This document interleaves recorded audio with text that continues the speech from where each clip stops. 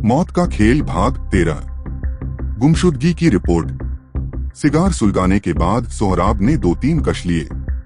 उसके बाद उसने किसी का फोन मिला दिया। दूसरी तरफ से फोन रिसीव होने पर सोहराब ने कहा, शरबतिया हाउस में एक कब्र के पास से दीवार तक गए 3 जूतों के निशान उठाने हैं। वह जगह आपको राजेश शरबतिया दिखा देंगे। इसके बाद सोहराब ने फोन काट दिया। सलीम ने अपना सवाल फिर से दोहरा दिया, डॉक्टर वरुण वीरानी की लाश कहाँ गायब हो गई? इंस्पेक्टर कुमार सोहराब ने बताया, डॉक्टर वीरानी की लाश को कुछ लोग कब्र से उठा ले गए हैं। वह 3 लोग थे। लाश को रस्सी से बांधकर दीवार पर चढ़ाया गया। उसके बाद उसे दूसरी तरफ उतारकर किसी कार में लेकर वह तीनों चले गए। आप इतने यकीन से यह सारी बातें कैसे कह रहे हैं? सार्जेंट सलीम ने आश्चर्य से पूछा। कब्र तक आने के किसी के पैरों के निशान नजर नहीं आ रहे हैं। जब उन्होंने लाश को उठाया तो वजन की वजह से उनके पैरों के निशान साफ नजर आते हैं। नम मिट्टी पर 3 तरह के जूतों के निशान मिले हैं, सोहराब ने बताया। दूसरी तरफ भी खेत की नम मिट्टी में 3 पैरों के साफ निशान जाते हुए नजर आ रहे हैं। कुछ आगे जाने पर कार के पहियों के निशान भी मिले हैं। आपको क्या लगता है, लाश को कहां ले जाया गया होगा? सार्जेंट सलीम ने पूछा। अगर यही पता होता तो अब तक लाश बरामद न हो गई होती, इंस्पेक्टर सोहराब ने कहा। वजह तो समझ में आ ही गई होगी आपके, सलीम ने फिर से उसे कुरेदा। जाहिर बात है किसी को लाश की जरूरत रायना से ज्यादा रही होगी, इसलिए उसने लाश उठवा ली, सोहराब ने जवाब दिया। यह भी तो हो सकता है कि रायना ने ही लाश गायब करवाई हो, सलीम ने पूछा। ऐसा सोचने की वजह? ताकि राजेश शरबतिया पर दबाव बनाया जा सके, सलीम ने तर्क दिया। दबाव बनाने की वजह? इंस्पेक्टर सोहराब ने फिर पूछा। ताकि शरबतिया से रुपए ऐंठे जा सकें, सार्जेंट सलीम ने जवाब दिया। शरबतिया करोड़ों रुपए तो उसकी एक मुस्कुराहट पर खर्च करने को तैयार रहता है, सोहराब ने कहा। इस बात की गवाही तुम्हारी उस बैंक डिटेल से मिलती है। तो क्या रायना संदिग्ध नहीं है? सलीम ने पूछा। यह कैसे समझ लिया आपने? पार्टी में शामिल हर कोई संदिग्ध है, जब तक कि उसकी पोजीशन साफ न हो जाए। क्या यह केस ऑफिशियली हमारे पास आ गया है या फिर हम यूं ही झक मारते फिर रहे हैं? सलीम ने मुंह बनाते हुए पूछा। अभी नहीं, क्योंकि अभी तक डॉक्टर वीरानी के गायब होने की कोई रिपोर्ट दर्ज नहीं कराई गई है। यानी डॉक्टर वीरानी अभी दुनिया की नजर में जिंदा है, सोहराब ने कहा। अगर रिपोर्ट दर्ज न कराई गई तो? सार्जेंट सलीम ने फिर सवाल किया। अगर रायना ने नहीं कराई तो राजेश शरबतिया को करानी होगी, क्योंकि जाए वारदात उसका फार्म हाउस है, इंस्पेक्टर कुमार सोहराब ने कहा। एक बात समझ में नहीं आई, सलीम ने पूछा। अब कौन सी बात समझ में नहीं आई? इंस्पेक्टर सोहराब ने बैक मिरर को देखते हुए पूछा। वह चेक करना चाहता था कि कार का पीछा तो नहीं किया जा रहा है। मान लेते हैं कि डॉक्टर वरुण वीरानी की मौत एक हादसे के सबब हो जाती है। इसके बाद यह फैसला मूर्खतापूर्ण नहीं था कि उसकी लाश को फार्म हाउस में ही दफन कर दिया गया। आखिर डॉक्टर वरुण वीरानी की तलाश कभी तो शुरू होती। फिर क्या जवाब देते यह लोग? सार्जेंट सलीम ने विंड स्क्रीन पर नजरें जमाए हुए पूछा। पार्टी में शामिल लोग पेशेवर मुजरिम नहीं हैं। एक जिंदा आदमी जब उनके सामने अचानक एक लाश के तौर पर नजर आया तो उन्हें कुछ समझ में नहीं आया होगा। कोई भी होशमंद आदमी कत्ल जैसे मामलों से खुद को दूर रखना चाहता है। उस वक्त पार्टी में शामिल लोगों को लगा होगा कि किसी तरह से जान छूटे और फार्म हाउस से फरार हो लिया जाए। रायना और शरबतिया भी इसके लिए कैसे राजी हो गए? सलीम ने कहा, क्योंकि सवालों के घेरे में तो उन्हें ही आना था। एक का पति था और दूसरे के फार्म हाउस में मौत हुई थी। जब सभी लोग लाश को फार्म हाउस में दफनाने की बात कह रहे थे तो उनके भी अचानक कुछ समझ में नहीं आया होगा और वह राजी हो गए होंगे। वैसे भी सभी पार्टी मूड में थे और नशे की ओवरडोज ले रखी थी, सोहराब ने जवाब दिया।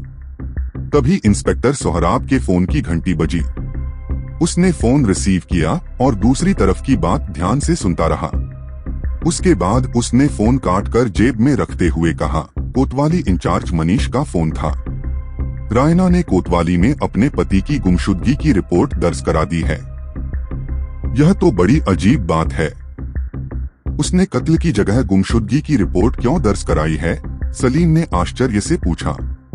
अगर रायना कत्ल की रिपोर्ट दर्ज कराती तो उसे खुद भी बहुत सारे सवालों के जवाब देने पड़ते। लाश के बारे में भी उसे बताना पड़ता।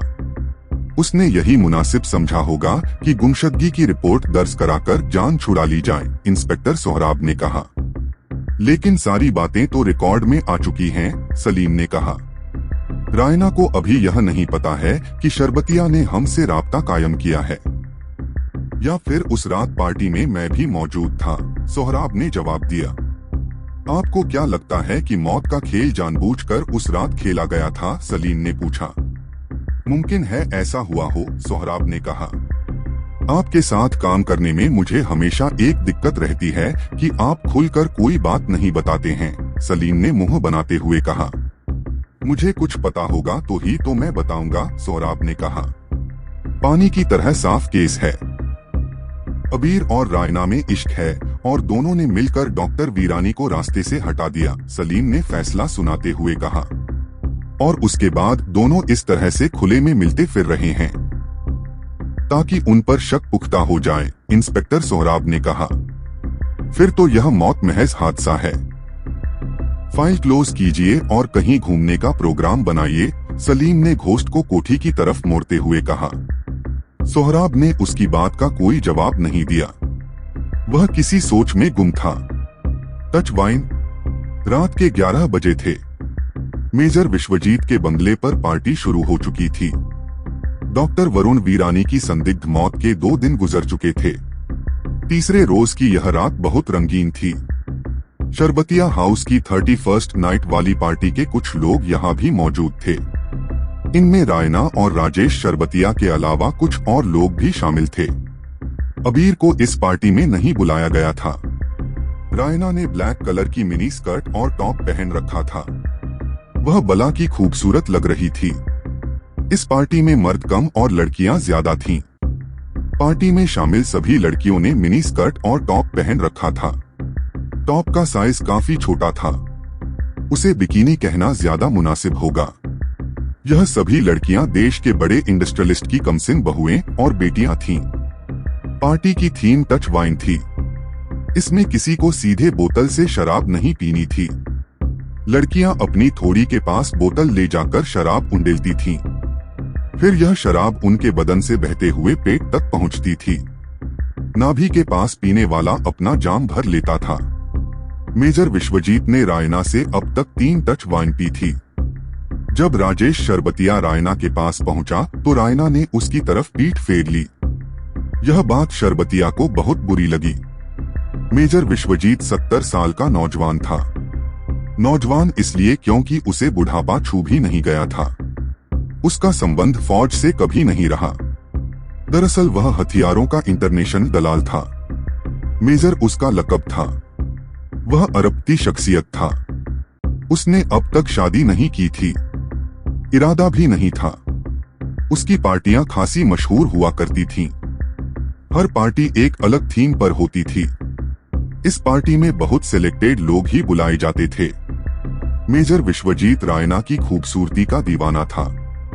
यही वजह थी कि वह हर पार्टी में जरूर मौजूद होती थी। मेजर विश्वजीत और शरबतिया में गहरी दोस्ती थी। उसने रायना को शरबतिया की तरफ पीठ करते देखा तो उसे अच्छा नहीं लगा। वह रायना के पास गया और उसने जेब से हीरों का एक कीमती हार निकालकर उसके गले में डाल दिया। हार देखकर रायना खुशी से मेजर विश्वजीत के गले से लग गई। मेजर विश्वजीत ने रायना के कान में कुछ कहा और रायना ने हंसते हुए कहा, व्हाई नॉट डार्लिंग। क्या सोहराब लाश बरामद कर सका? पार्टी में क्या होने वाला था? इन सवालों के जवाब जानने के लिए पढ़िए जासूसी उपन्यास मौत का खेल का अगला भाग। मौत का खेल भाग 14। दलाल। रायना ने मेजर विश्वजीत को निराश नहीं किया। वह पलटकर शरबतिया के पास गई और वाइन की बोतल को गले से सटाकर शराब गिराने लगी। शराब उसके बदन से गुजरते हुए नीचे गिर रही थी। राजेश शरबतिया बहुत ध्यान से रायना को देखे जा रहा था। रायना मंद मंद मुस्कुरा रही थी। शराब धीरे धीरे उसके बदन से गुजरते हुए बहती जा रही थी। मेजर विश्वजीत भी यह मंजर देखकर मुस्कुरा रहा था। आखिरकार उसने आगे बढ़कर जाम रायना की नाभि के पास लगा दिया और वह धीरे धीरे भर गया। उसके बाद उसने जाम को राजेश शरबतिया के होठों से सटा दिया। शरबतिया ने जाम को बाएं हाथ से थाम लिया और फिर उसने दाहिना हाथ रायना की तरफ बढ़ा दिया। इस बार रायना ने भी उसे नाउम्मीद नहीं किया। उसने भी बड़ी गर्मजोशी से हाथ मिलाया था। अच्छे दोस्त ऐसे ही होते हैं, मेजर विश्वजीत ने मुस्कुराते हुए कहा। ऑफ कोर्स, राजेश शरबतिया ने मेजर विश्वजीत से जाम टकराते हुए कहा।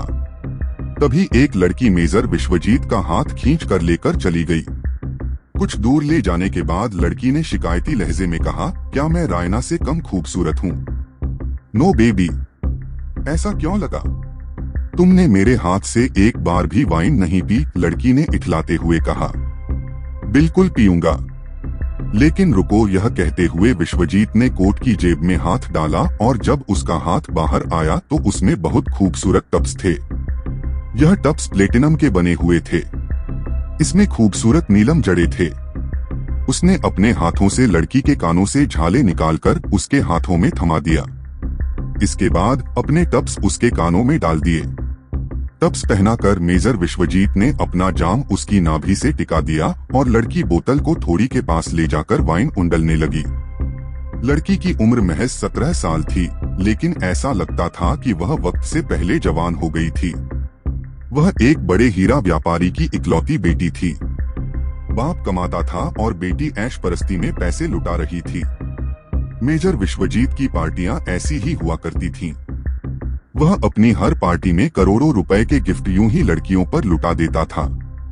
यही वजह थी कि उसकी पार्टी में लड़कियों की तादाद बहुत ज्यादा हुआ करती थी। शायद ही कोई ऐसी लड़की बचती थी जो उसके यहाँ से खाली हाथ जाती थी। उसके पास पैसे की कमी नहीं थी। मेजर विश्वजीत को खुद नहीं मालूम था कि उसके पास कितनी दौलत है। उसे काफी प्रॉपर्टी पुश्तैनी तौर पर मिली थी। इनमें राजधानी के पास इलाके में कई सारी काठियां और बंगले भी शामिल थे। उसके पास 2-2 फार्म हाउस थे। इसके अलावा कुछ मालवाहक पानी के जहाज भी उसके पास थे। वह खुद हथियारों का इंटरनेशनल दलाल था। दिलचस्प बात यह भी थी कि वह खुद को दलाल ही कहता था। उसने कभी खुद के लिए ब्रोकर, एजेंट या लाइजनर जैसे शब्दों का इस्तेमाल नहीं किया था। कुल मिलाकर दिलदार और यारबाश आदमी था। रायना उसकी जान थी। यही वजह थी कि अबीर को वह फूटी आंख नहीं भाता था। यह बात मेजर विश्वजीत को भी पता थी। नतीजे में उसकी किसी भी पार्टी में अबीर नहीं बुलाया जाता था। आज की पार्टी में भी अबीर नहीं बुलाया गया था। रायना को भी इससे कोई फर्क नहीं पड़ता था कि अबीर पार्टी में क्यों नहीं बुलाया गया है। रात के 2 बजने वाले थे और पार्टी अपने पूरे शबाब पर थी।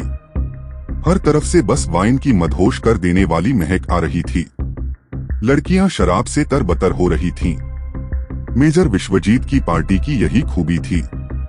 यहाँ एक से बढ़कर एक महंगी शराब परोसी जाती थी। शराब इस कदर इफरात होती थी कि जैसे नदी बह रही हो।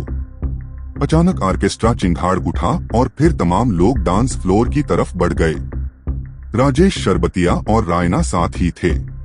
डांस फ्लोर पर कदमों की लड़खड़ाहट के साथ कई जोड़े डांस कर रहे थे। जिन लड़कियों को साथी नहीं मिले थे वह कुर्सियों पर बैठी इंतजार कर रही थीं। मेजर विश्वजीत बारी बारी से सभी लड़कियों के साथ डांस कर रहा था। उसमें इस उम्र में भी गजब की फुर्ती थी। तभी डांस फ्लोर पर एक पुतला आकर गिरा। इससे लड़कियां घबरा उठीं और डांस रुक गया। म्यूजिक भी बंद हो गया था। मेजर विश्वजीत तेज आवाज में गरजा, किसने यह बेहूदगी की है? उसकी आवाज सुनकर हर तरफ सन्नाटा छा गया। लड़कियां डरी समी सी डांस फ्लोर पर पड़े पुतले को देख रही थीं। उसकी दहाड़ सुनते ही 2 नौकर तेजी से आए और पुतले को उठाकर चले गए। मेजर विश्वजीत बहुत गुस्से में नजर आ रहा था। पार्टी का मजा किरकिरा हो गया था। लाश की तलाश।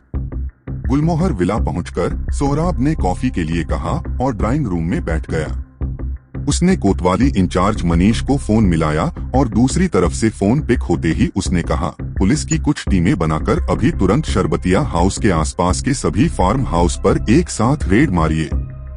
दूसरी तरफ की बात सुनने के बाद उसने कहा, मुझे फोन पर ही इत्तेला दे दीजिएगा। इसके बाद इंस्पेक्टर सोहराब ने फोन काट दिया। सार्जेंट सलीम ने जेब से पाइप और वान गॉग तंबाकू का पाउच निकाला और पाइप में तंबाकू भरने लगा। फिर उसने पाइप सुलगाया और बड़ी अदा से धुएं के गोले छोड़ने लगा। सोहराब उसे देखकर मुस्कुराए बिना नहीं रह सका। कुछ देर बाद कॉफी आ गई। सोहराब ने कॉफी बनाकर सलीम को पकड़ा दी। सोहराब ने अपने लिए कॉफी बनाई और कुछ सिप लेने के बाद कहा, कॉफी जल्दी खत्म करो, अभी बहुत काम है। मर गए सलीम के मुंह से दर्द भरी कराह निकली। बेटे दम बचाकर रखो, अभी बहुत काम करना है, सोहराब ने हंसते हुए कहा। आधी जान तो आप यह एस्प्रेसो कॉफी पिलाकर ही ले लेते हैं। मुझे न तो कलूटी लड़कियां पसंद हैं और न आपकी यह कलूटी कॉफी, सलीम न बुरा सा मुंह बनाते हुए कहा। एस्प्रेसो ब्लैक कॉफी को कहते हैं। यह काफी हार्ड होती है। इसे बनाने के लिए गर्म पानी में एस्प्रेसो पाउडर घोलते हैं और उसमें चीनी मिला लेते हैं। पूरी दुनिया में सबसे ज्यादा यही कॉफी पसंद की जाती है। तुम्हें ब्लैक ब्यूटी के बारे में क्या पता, इसलिए ऐसी बेहुदा बात बक रहे हो, इंस्पेक्टर सोहराब ने कहा। हाँ, आप तो बहुत ज्ञानी हैं लड़कियों के मामले में। आज तक कभी इश्क किया है किसी लड़की से, सार्जेंट सलीम ने चिढ़ाने वाले अंदाज में पूछा। इश्क नाजुक मिजाज है बेहद, अक्ल का बोझ उठा नहीं सकता, सोहराब ने जवाब दिया। ठीक है, हम कमअक्ल ही सही, लेकिन मुझे इश्क से इश्क है, सार्जेंट सलीम ने सीना फुलाते हुए जवाब दिया। कॉफी खत्म करो और निकलो तुरंत, सोहराब ने गंभीरता से कहा। अब कहाँ जाना है, सलीम ने आजिजी से पूछा। तुम श्मशान घाट जाओगे और मैं लाश घर, सोहराब ने गंभीर आवाज में कहा। मतलब, सलीम ने पूछा। राजधानी के सभी श्मशान घाट में आज सुबह से अब तक जितनी भी लाशों का अंतिम संस्कार हुआ है, उनकी रिपोर्ट चाहिए। यह भी पता करना है कि वह लाशें कहां से आई थीं। अब लाशें ही तलाश ना बचा है, सार्जेंट सलीम धीरे से बड़बड़ाया। उसके बाद उसने तेज आवाज में कहा, यह कोई हंसी खेल नहीं है। राजधानी में 7 श्मशान घाट हैं। कोशिश तो करो प्यारे, सोहराब ने उसे प्यार से थपथपाते हुए कहा। सलीम मुर्दा सी सूरत लेकर उठ गया और फिर पलटते हुए कहा, मैं घोस्ट से जाऊंगा। जैसी आपकी मर्जी, इंस्पेक्टर सोहराब ने मुस्कुराकर जवाब दिया। सलीम के रवाना होने के बाद सोहराब फैंटम लेकर लाश घरों की तलाशी लेने निकल पड़ा। सबसे पहले वह सदर अस्पताल पहुंचा। वहां उसने रजिस्टर चेक किया तो पता चला कि आज की तारीख में यहां 11 लाशें लाई गई थीं। इंस्पेक्टर कुमार सोहराब ने जेब से डायरी निकाली और उनकी ड्रार के नंबर नोट करने लगा। उसके बाद वह लाश घर की तरफ चल दिया। इंस्पेक्टर कुमार सोहराब ने लाश घर के दरवाजे को हल्का सा धक्का दिया। वजनी दरवाजा चूंकि आवाज के साथ खुल गया। दरवाजे की इस आवाज में भी बड़ी वहशत थी। सोहराब लाश घर के भीतर प्रवेश कर गया। उसके जूतों की आवाज सन्नाटे में बहुत भयानक लग रही थी। लाश घर के भीतर बहुत ज्यादा ठंडक थी, मौत जैसी ठंडक। कमरे के चारों तरफ दीवारों से सटी अलमारियां रखी हुई थीं। सोहराब डायरी से नंबर देखकर ड्रार खोल कर आज लाई गई लाशों को चेक करने लगा। इंस्पेक्टर सोहराब ने सभी 11 लाशों को चेक कर डाला, लेकिन उसकी तलाश पूरी नहीं हुई। वह नाउम्मीद होकर बाहर की तरफ चल दिया। वह दरवाजे के बाहर निकल ही रहा था कि उसे अंदर किसी के चलने की आवाज सुनाई दी। वह पलट पड़ा। वहां उसने जो देखा उसे अपनी आंखों पर भरोसा ही नहीं हो रहा था। पार्टी में पुतला किसने फेंका था? सोहराब क्या देखकर चौंक उठा था? इन सवालों के जवाब जानने के लिए पढ़िए जासूसी उपन्यास मौत का खेल का अगला भाग। मौत का खेल भाग 15। पुतला। मेजर विश्वजीत की पार्टी में खलल पड़ गया था। उसका मूड बुरी तरह से ऑफ था। राजेश शरबतिया उसे शांत करने की कोशिश कर रहा था। उसने मेजर विश्वजीत को गले से लगा रखा था और धीरे धीरे उसकी पीठ थपथपा रहा था। इस थेरेपी ने अपना असर दिखाया और मेजर विश्वजीत कुछ देर में ही शांत हो गया। विश्वजीत ने पार्टी खत्म करने का ऐलान कर दिया। नतीजे में धीरे धीरे लोग चले गए। उस हाल में सिर्फ मेजर विश्वजीत, रायना और राजेश शरबतिया ही बच गए थे। शरबतिया ने आगे बढ़कर उल्टे पड़े पुतले को सीधा कर दिया। उसका चेहरा देखते ही तीनों ही बुरी तरह से चौंक गए। मेजर विश्वजीत एक बार फिर गुस्से से भर गया। उसने लगभग चीखते हुए कहा, यह जिसने भी किया है, मैं उसे गोली मार दूंगा। दरअसल पुतले के चेहरे की जगह डॉक्टर वरुण वीरानी का फोटो लगा हुआ था। फोटो देखकर तीनों ही लोगों पर अलग अलग असर हुआ था।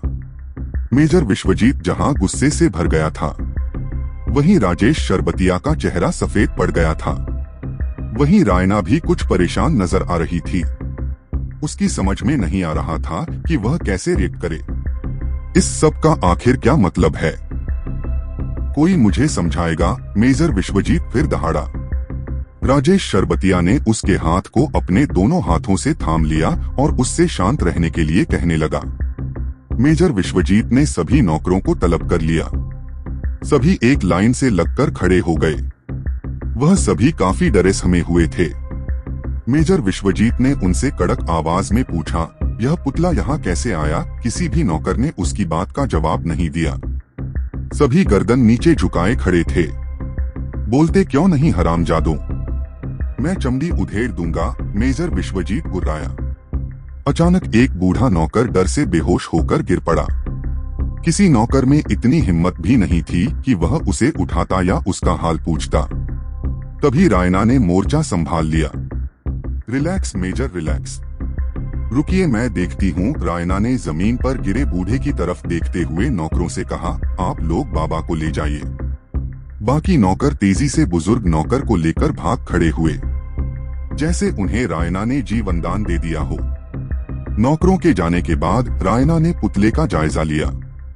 उसके सर पर एक छोटा सा हुक लगा हुआ था। उसमें एक पतली सी डोरी फंसी हुई थी। वह डोरी को पकड़े हुए आगे बढ़ने लगी। उस डोरी का एक सिरा एक तीर के पिछले हिस्से में बंधा हुआ था। एक तीर लकड़ी की दीवार में फंसा हुआ था।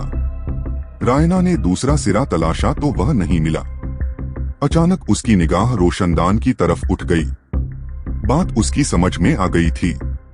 उसने मेजर विश्वजीत को समझाते हुए कहा, ऊपर रोशनदान से पहले यह तीर डोरी बांधकर दीवार पर फेंका गया। उसके बाद उसी डोरी में पुतला बांधकर स्टेज पर सरका दिया गया। क्योंकि उस वक्त सभी डांस में मसरूफ थे और म्यूजिक भी काफी लाउड था, तो किसी को कोई आवाज भी नहीं सुनाई दी। सभी ने बस पुतला गिरते हुए ही देखा। उसकी बात सुनने के बाद मेजर विश्वजीत ने कहा, लेकिन यह किसकी हरकत हो सकती है? और फिर डॉक्टर वीरानी का पुतला फेंकने का मतलब क्या हो सकता है? मेजर पहले छत चेक कराओ, जहां से यह पुतला नीचे फेंका गया है। राजेश शरबतिया ने रोशनदान की तरफ देखते हुए कहा, मैं ही देखता हूँ। नौकर तो सब डफर हैं, मेजर विश्वजीत ने कहा और वह आगे बढ़ गया। उसके पीछे शरबतिया और रायना भी थे। मेजर विश्वजीत बड़ी फुर्ती से सीढ़ियां चढ़ता हुआ चला जा रहा था। उसने सीढ़ी का दरवाजा खोल दिया और तीनों छत पर पहुंच गए। विश्वजीत ने अपने मोबाइल की लाइट ऑन कर ली थी। वह जब रोशनदान के करीब पहुंचे तो वहां उन्हें यह समझते देर नहीं लगी कि पुतला वहीं से फेंका गया था। अहम बात यह भी थी कि पुतला वहीं बैठकर बनाया गया था। वहां कुछ कपड़े और कागज के टुकड़े बिखरे हुए पड़े थे। बाकी बची डोर भी उन्हें नजर आ गई। आखिर वह छत पर पहुंचा कैसे? मेजर विश्वजीत ने गंभीर आवाज में पूछा। उस जामुन के पेड़ से, रायना ने एक पेड़ की तरफ इशारा करते हुए कहा। जामुन का वह पेड़ विश्वजीत की कोठी के कैंपस के बाहर था, लेकिन उसकी एक डाल अंदर तक चली आई थी। विश्वजीत सभी को लेकर नीचे उतर आया। नीचे पहुंचते ही उसने फोन करके सिक्योरिटी को तलब कर लिया। सिक्योरिटी के लोग जब अंदर पहुंचे तो एक अजीब बात हुई। उनके साथ मेजर विश्वजीत का व्यवहार एकदम बदला हुआ था।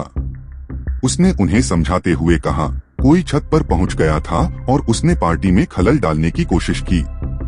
आप लोग मुस्तैदी से काम कीजिए और हाँ, बाहर के जामुन की जो डाल अंदर आती है उसे कल सुबह कटवा दीजिएगा। यस सर कहते हुए सिक्योरिटी गार्ड वापस चले गए। उनके जाने के बाद शरबतिया ने कहा, 3 बजने वाले हैं, मेरे ख्याल से अब विदा ली जाए। गुड नाइट मेजर विश्वजीत ने सर्द लहजे में कहा। राजेश ने घूमकर रायना की तरफ देखा, जैसे पूछना चाहता हो कि तुम्हारा क्या इरादा है। उसकी निगाहों को मेजर विश्वजीत ने पढ़ लिया था। उसने तुरंत जवाब दिया, रायना यहीं रुकेगी। श्मशान घाट। सार्जेंट सलीम घोस्ट लेकर निकल पड़ा। उसके जिम्मे एक काम और था। उसे शरबतिया हाउस से मिले खून के सैंपल को लैब में भी देना था। उसने घोस्ट का रुख खुफिया विभाग की तरफ कर दिया। गेट पर पहुंचकर उसने आंखों की रेटिना और उंगलियों की छाप का मिलान कराया। उसके बाद ऑटोमेटिक गेट खुल गया। खुफिया विभाग शहर से बाहर एक बड़े से अहाते में फैला हुआ था। यहीं सोहराब और सार्जेंट सलीम का दफ्तर भी था। अहाते के एक हिस्से में लैब बनी हुई थी। सार्जेंट सलीम ने लैब में खून का सैंपल जमा किया और घोस्ट को वापस मोड़ दिया।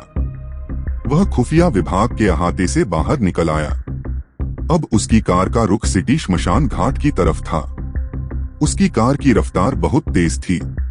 कुछ देर में ही वह सिटी श्मशान घाट पहुंच गया। उसने कार को एक किनारे पार्क किया और उससे नीचे उतर आया। अंदर पहुंचकर वह सिहर उठा। कुछ लाशें जल रही थीं। कहीं कहीं से विलाप की आवाज आ रही थी। उसने देखा एक लाश के पास कुछ बच्चे बुरी तरह से रो रहे थे। यह सारा मंजर देखकर सार्जेंट सलीम का दिल दुख से भर गया। उसने एक ठंडी आह भरी और धीरे से बुदबुदाया, आज समझ में आ गया कि एक राजकुमार क्यों राजपाट छोड़कर गौतम बुद्ध बन गया था। वह भारी कदमों से श्मशान घाट के मैनेजर के दफ्तर की तरफ चल दिया। वहां पहुंचकर उसने मैनेजर की तरफ अपना विजिटिंग कार्ड बढ़ा दिया। मैनेजर विजिटिंग कार्ड पढ़ते ही उठकर खड़ा हो गया। सलीम ने उससे बैठने के लिए कहा। उसने मैनेजर से आज दिन भर यहाँ अंतिम संस्कार के लिए लाई गई लाशों का ब्यौरा देने के लिए कहा। मैनेजर ने रजिस्टर उसके सामने रख दिया। सलीम ने मोबाइल से रजिस्टर के पेज को स्कैन किया और वहां से निकल आया। आज सिर्फ 7 लाशों का अंतिम संस्कार हुआ था। इनमें सिर्फ 3 लाशें पुरुषों की थीं, बाकी 4 महिलाओं की थीं। सलीम वापस आकर घोस्ट में बैठ गया। उसने रजिस्टर में दर्ज कराए गए एक नंबर पर कॉल मिलाया। उधर से हेलो की आवाज सुनने के बाद उसने आवाज को थोड़ा बारीक बनाते हुए कहा, मैं म्युनिसिपल कॉर्पोरेशन से बोल रहा हूँ। डेथ सर्टिफिकेट बनाना है। डिटेल बताइए। उधर से बताई गई डिटेल को वह ध्यान से सुनता रहा। उधर से बताया गया था कि मरने वाला 70 साल का एक बूढ़ा था। वह काफी दिनों से बीमार था। सार्जेंट सलीम ने डायरी में डिटेल नोट कर ली। उसके बाद उसने बाकी दोनों नंबरों पर भी इसी तरह से म्युनिसिपल कॉर्पोरेशन का बाबू बनकर फोन मिलाया। वहां से जो भी डिटेल मिली उसने नोट कर ली। उनमें कोई भी लाश उम्र और ओहदे के लिहाज से डॉक्टर वरुण वीरानी से नहीं मिलती थी। सलीम वहां से चल दिया। इसके बाद उसका रुख एक दूसरे श्मशान घाट की तरफ था। वहां से डिटेल लेने के बाद उसने बाकी बचे सारे श्मशान घाट से सारी जानकारी जमा कर ली। उनके परिवार वालों को फोन करके तस्दीक भी कर ली। महिला। इंस्पेक्टर कुमार सोहराब ने एक महिला को तेजी से बाहर निकलते हुए देखा। इसके बावजूद सोहराब ने उसकी एक झलक देख ली थी। सोहराब ने उस महिला को पहचान भी लिया था। यह वही महिला थी जो शरबतिया हाउस में पार्टी के दौरान सोहराब के कमरे में आकर सो गई थी। इंस्पेक्टर सोहराब तेजी से महिला के पीछे लपका, लेकिन वह दूसरे दरवाजे से निकलकर जाने कहाँ गुम हो गई थी। सोहराब वापस लाश घर में लौट आया था। वह जायजा लेने लगा कि आखिर वह महिला कहाँ छुप गई थी, जिससे उसकी निगाह महिला पर नहीं पड़ सकी। महिला के देखे जाने के बाद सोहराब शुबहे में पड़ गया था। वह वहीं रुक गया। उसने फैसला लिया कि वह लाश घर में रखी सारी लाशों को ही चेक करेगा। सोहराब एक एक ड्रार खींचता और उसमें रखी लाश के चेहरे से सफेद कपड़ा हटाकर देखता। उसके बाद वह फिर से कपड़े से चेहरे को ढक देता। यह काफी मुश्किल और टाइम टेकिंग काम था, लेकिन इसे करना ही था। इसमें उसे काफी वक्त लग गया। अभी 4 ड्रार और बचे हुए थे। उनमें से 3 ड्रार खाली निकले। उसने आखिरी ड्रार खोला और जब उसने चेहरे पर से सफेद चादर हटाई तो वह बुरी तरह से चौंक पड़ा। उस लाश का चेहरा तेजाब से बुरी तरह से बिगड़ा हुआ था। आखिर लाश का चेहरा किसने बिगड़ा था? डॉक्टर वीरानी का पुतला किसने फेंका था? इन सवालों के जवाब जानने के लिए पढ़िए जासूसी उपन्यास मौत का खेल का अगला भाग। मौत का खेल भाग 16। लाश का डीएनए। इंस्पेक्टर सोहराब लाश को बड़े ध्यान से देख रहा था। लाश के चेहरे की हालत देखकर उसने यह अंदाजा तो लगा ही लिया था कि चेहरे पर तेजाब अभी नहीं डाला गया है। उसने लाश घर के इंचार्ज को तलब कर लिया। सोहराब ने उससे लाश की डिटेल बताने को कहा। इंचार्ज ने पहले लाश को देखा, उसके बाद उसकी डिटेल निकालने लगा। उसने बताया कि लाश आज ही पुलिस यहाँ लेकर आई है। लाश जंगलाती इलाके में लावारिस हालत में मिली थी। लाश की शिनाख्त मिटाने के लिए चेहरे पर तेजाब डाल दिया गया था। इंचार्ज की एक बात ने सोहराब को बुरी तरह से चौंका दिया। उसने बताया कि इस लाश की यह ड्रार नहीं है। इस नंबर में एक बच्चे की लाश रखी हुई थी। उसकी बात से सोहराब सोच में पड़ गया। अहम सवाल यह था कि ऐसा क्यों किया गया? क्या किसी को उसके यहाँ आने की भनक पहले लग गई थी? लेकिन कैसे? वह यहाँ आने वाला है, इस बारे में उसे और सलीम के अलावा किसी तीसरे को नहीं मालूम था। फिर वह कौन है? क्या उस महिला ने लाश को बदल दिया? सोहराब ने लाश का एक बाल तोड़कर रुमाल में लपेट कर रख लिया। इसके बाद उसने ड्रार को बंद कर दिया। सोहराब अभी भी उसी ड्रार के पास ही खड़ा था। उसने कोतवाली इंचार्ज मनीष को फोन मिलाया और तुरंत ही 2 सिपाहियों की 24 घंटे के लिए लाश घर पर ड्यूटी लगाने के लिए कहा। उसने यह भी ताकीद कर दी कि बिना उसके संज्ञान में लाए कोई भी लाश बाहर न ले जाई जाए।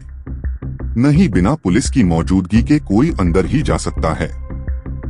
मनीष अभी भी आसपास के फार्म हाउस पर सर्च ऑपरेशन चला रहा था। इंस्पेक्टर सोहराब ने लाश घर इंचार्ज से पूछा, इस हाल में कितने दरवाजे हैं? 2 दरवाजे हैं सर, लाश इंचार्ज ने जवाब दिया। दूसरे दरवाजे को अंदर से बंद कर दीजिए और बाहर से भी उसमें ताला डाल दीजिए। यहाँ कुछ देर में 2 सिपाही पहुँच जाएंगे। वह चाबी उनके पास रहेगी। एंट्री सिर्फ सदर दरवाजे से होगी। इंचार्ज ने दूसरे दरवाजे को अंदर से बंद कर दिया। वह ताले का इंतजाम करने की बात कहकर वहां से चला गया। सोहराब लाश घर से बाहर आ गया। बाहर आकर उसने दस्ताने उतारकर डस्टबिन के हवाले कर दिए। उसने जेब से सिगार निकाली और उसे सुलगाकर कश लेने लगा। कुछ देर बाद 2 पुलिस कांस्टेबल वहां पहुंच गए। उन्होंने सोहराब को सैल्यूट मारा। सोहराब ने उन्हें पूरी बात समझाने के बाद कहा, इस मामले में किसी भी तरह की कोताही नहीं होनी चाहिए। जब तक आपकी जगह लेने के लिए दूसरे सिपाही यहाँ न आ जाएं, आप में से कोई भी यहाँ से हिलेगा भी नहीं। बाकी बातें आपको इंस्पेक्टर मनीष ने समझा दी होंगी। यस सर, दोनों ने एक साथ कहा। लाश घर इंचार्ज ताले की दोनों चाबी लेकर पहुंच गया। उसने दोनों चाबियां सिपाहियों के सुपुर्द कर दी। यह सारी कार्रवाई मुकम्मल होने के बाद इंस्पेक्टर सोहराब वहां से निकल आया। सोहराब ने पोस्टमार्टम हाउस का रुख किया। वहां रखी लाशें भी उसने चेक की। वहां उसे 3 लाश मिली। इनमें एक महिला की थी और 2 एक्सीडेंटल थीं। मरने वाले दोनों एक ही परिवार के सदस्य थे। इंस्पेक्टर सोहराब फैंटम पर सवार होकर खुफिया विभाग की तरफ चल दिया। उसकी कार की रफ्तार 80 के आसपास थी, लेकिन कार से तेज उसका दिमाग चल रहा था। सोहराब की अब तक की तफ्तीश और एनालिसिस कहती थी कि डॉक्टर वीरानी को बाकायदा तौर पर कत्ल किया गया था। इस मामले में उसके सामने 3 बड़े सवाल थे। पहला, कत्ल का मकसद क्या था? दूसरा, कातिल कौन है? तीसरा, लाश कहाँ गायब हो गई है? दूसरे सवाल के साथ एक अहम सवाल और जुड़ा हुआ था कि यह सिर्फ एक आदमी का काम था या इसमें कई लोग शामिल थे, और क्या मौत का खेल जानबूझकर खेला गया था? लाश के गायब होने के बारे में इतना तो तय था कि कातिल ने सबूत मिटाने के लिए ही लाश को गायब कर दिया है। यह सोहराब के लिए भी एक बड़ा मसला बन गया था। जब तक किसी की लाश न बरामद हो जाए, कानूनन उसे मरा हुआ घोषित नहीं किया जा सकता है। दूसरे, लाश न मिलने की सूरत में तफ्तीश भी अधूरी ही थी। आखिर लाश बिना यह कैसे साबित किया जा सकता है कि उस शख्स का कत्ल किया जा चुका है? खुफिया विभाग के गेट पर पहुंचने के बाद वह फैंटम से उतर आया। उसने अपनी आंखों की रेटिना को स्कैन कराया। बायोमेट्रिक्स पर उंगलियों की छाप देने के बाद ऑटोमेटिक गेट खुल गया। उसने कार की स्टीयरिंग संभाली और सीधे लैब की तरफ बढ़ गया। लैब पहुंचकर उसने जेब से रुमाल निकालकर लैब इंचार्ज को देते हुए कहा, इसमें एक बाल है, उसका डीएनए टेस्ट किया जाना है। जितनी जल्दी हो सके रिपोर्ट मेल पर भेज देना। इसके बाद सोहराब अपने ऑफिस की बिल्डिंग की तरफ चला गया। वहां पहुंचकर उसने फैंटम को पार्किंग लॉट में पार्क किया और कार से नीचे उतर आया। बाहर निकलकर उसने 2-3 गहरी सांसें ली। खुफिया विभाग में हर तरफ पेड़ ही पेड़ थे, बल्कि एक छोटा मोटा जंगल ही आबाद था। यहाँ की आबोहवा सोहराब को बहुत पसंद थी। वहाँ यहाँ आकर हमेशा तरोताजा महसूस करता था। वह सीधे अपने ऑफिस की तरफ चला गया।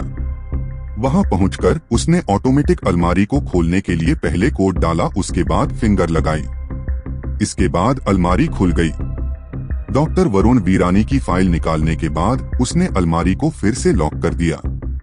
इसके बाद ऑफिस से बाहर आकर पार्किंग की तरफ बढ़ गया। वहां पहुंचकर उसने फैंटम की स्टीयरिंग संभाली और सीधे गुलमोहर विला की तरफ रवाना हो गया। रास्ते में उसने कार को एक तरफ लगा दिया और कोतवाली इंचार्ज मनीष को फोन मिलाया। उधर से फोन रिसीव होते ही इंस्पेक्टर सोहराब ने कहा, छापे की कार्रवाई पूरी करने के बाद सीधे कोठी पर आ जाना, वहीं मिलूंगा।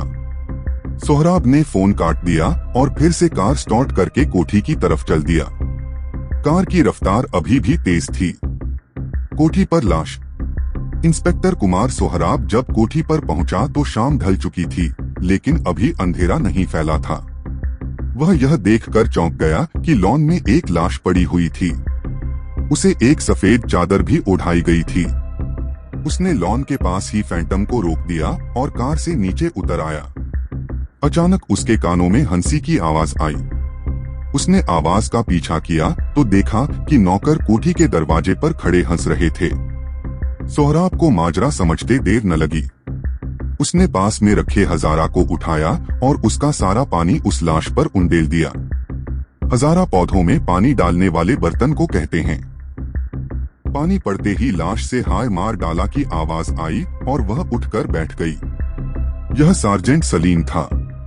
यह क्या बेहूदगी है, सोहराब ने डपटते हुए कहा। लाश की गिनती करते करते लाश बन गया हूँ, सलीम ने बड़ी मासूमियत से कहा। तुम्हारी यह हरकतें मुझे जरा भी पसंद नहीं हैं, इंस्पेक्टर सोहराब ने नकली गुस्सा दिखाते हुए कहा। हाय बड़ी सर्दी है, मर गया। अबे जाना जल्दी से कॉफी लाना, सलीम ने कहा और फिर चादर लेकर तेजी से अपने रूम की तरफ भाग गया। वहां पहुंचकर भीगे कपड़े बदले। उसके बाद सीटी बजाता हुआ आकर ड्राइंग रूम में बैठ गया। सोहराब वहां पहले से ही मौजूद था। रिपोर्ट, सोहराब ने उसके बैठते ही कहा। सलीम ने दिन भर की सारी रुदाद उसे बता दी। सोहराब उसकी बातें ध्यान से सुनता रहा। उसके बाद उसने कहा, कोई ऐसी बात जो खास तौर से काबिले जिक्र हो। यह दुनिया मिथ्या है बॉस। आज श्मशान घाट जाकर यही ज्ञान प्राप्त किया है। सब मोह माया है। मैं तो यह केस सॉल्व करने के बाद हिमालय की तरफ निकल जाऊंगा। आपको भी चलना हो तो बताइएगा। आपके लिए भी एक गेरुआ चोला बनवा लूंगा, सलीम ने पूरी गंभीरता से कहा। श्मशान और कब्रिस्तान जाते रहा करो। हो सकता है तुम्हें हिमालय जाने बिना ही ज्ञान की प्राप्ति हो जाए, सोहराब ने सिगार सुलगाते हुए कहा। सलीम ने भी जेब से पाइप निकाला और पाउच से उसमें वान गॉग तंबाकू भरने लगा। कुछ देर बाद उसने कहा, आपके हाथ कोई बटेर लगी। एक तीतरी हाथ से निकल गई, सोहराब ने जवाब दिया। मतलब, सलीम ने पूछा। जवाब में सोहराब ने उसे पूरी बात बता दी। जाना कॉफी लेकर आ गया। सलीम ने पहले सोहराब के लिए ब्लैक कॉफी बनाई, उसके बाद अपने लिए दूसरी कॉफी बनाकर उसमें दूध मिलाने लगा। तभी कोतवाली इंचार्ज मनीष वहां आ गया। सलीम ने अपनी कॉफी मग मनीष को पकड़ा दिया। उसके बाद वह अपने लिए अलग कॉफी बनाने लगा। क्या निकला सर्चिंग में, इंस्पेक्टर सोहराब ने मनीष से पूछा। आपका अंदाजा सही था, मनीष ने कॉफी का सिप लेते हुए कहा। डीएनए रिपोर्ट में क्या निकला? कोतवाली इंचार्ज मनीष को सर्च ऑपरेशन में क्या जानकारी मिली? इन सवालों के जवाब जानने के लिए पढ़िए जासूसी उपन्यास मौत का खेल का अगला भाग।